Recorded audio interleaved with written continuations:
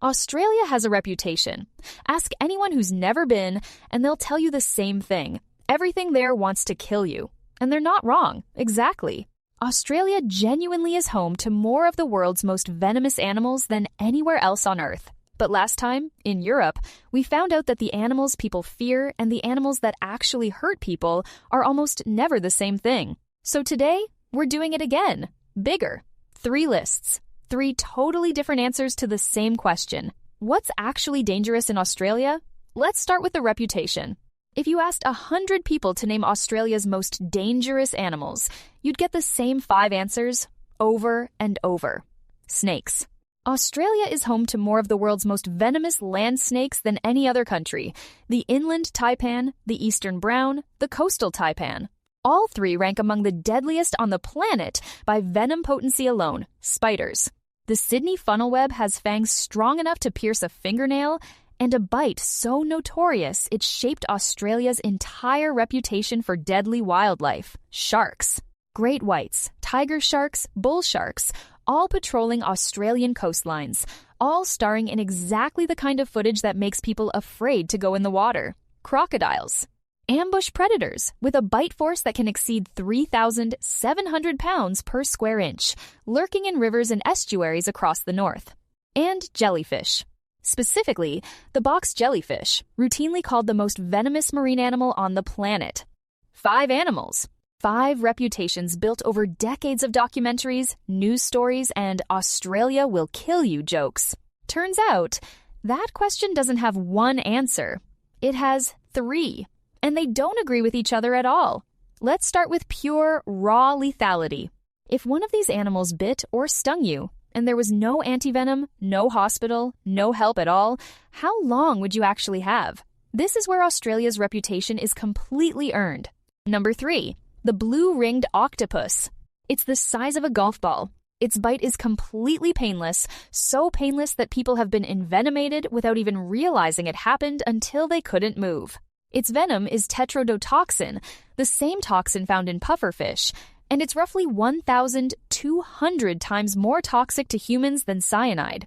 Victims stay fully conscious, fully aware, completely paralyzed, unable to speak, unable to move, unable to signal for help, for as long as it takes the toxin to wear off, or for someone to notice in time. Number 2, the inland taipan. The most venomous land snake on Earth? It's not close. One bite carries enough venom to kill up to 100 adult humans.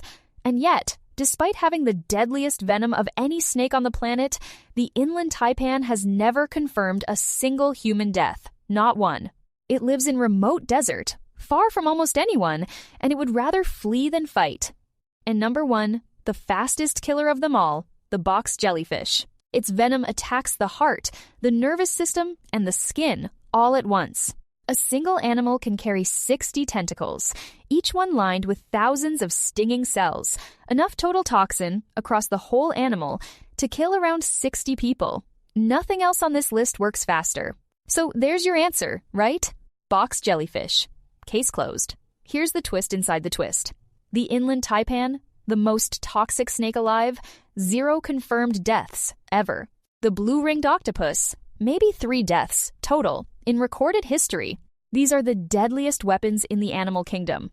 And almost nobody's actually been killed by them. So if the deadliest bite isn't what's actually dangerous, what is? Let's flip the question completely. Forget venom potency. Forget worst-case scenarios. Which animals have actually, historically, killed the most people in Australia? Number 5, bees. About 2 deaths a year, almost entirely from severe allergic reactions. No fangs, no drama, just a small barb. And for some people, that's enough. Number 4, snakes, collectively. 2 to 3 deaths a year, and it's not the inland taipan doing the killing. It's the eastern brown, common, fast, and, unlike the taipan, genuinely willing to defend itself in the exact backyards and farms where people actually live. Number 3, dogs. Roughly 2.7 deaths a year, most involving very young children or elderly people, the 2 groups least able to defend themselves in an attack. Number 2, cattle. Genuinely one of the most surprising entries on this entire list. Close to 5 deaths a year, nearly half of them from cattle wandering into roads and causing traffic accidents, the rest from being crushed or trampled. And number 1, Australia's single deadliest animal, full stop. Not a snake, not a spider, not a crocodile. Around 11 deaths a year, more than every other animal on this list combined, most from falls. And here's the detail that makes this whole video worth making. The horse isn't even native to Australia. The continent's most infamous, most venomous, most feared wildlife on Earth, and the animal that actually kills the most people arrived on a boat. So here's what we actually learned. What people fear, snakes, spiders, sharks, crocodiles, jellyfish, is a list built on reputation. What's genuinely, technically, the deadliest bite on the continent, that's a completely different list, topped by animals that have barely ever hurt anyone because they're shy, remote, or simply rare to encounter. And what actually kills people, year after year, that's a third list entirely. And it's dominated by the animals nobody's afraid of at all. 3 questions, 3 completely different answers. And maybe that's the real lesson. Not that Australia isn't dangerous, but that dangerous was never really about venom or teeth or reputation. It's about proximity. It's about how often you actually cross paths with something, not how fearsome that something could theoretically be. If you learned something today, you know what to do. Subscribe, and I'll see you on the next one, where we find out whether North America's reputation holds up any better than Europe's or Australia's did.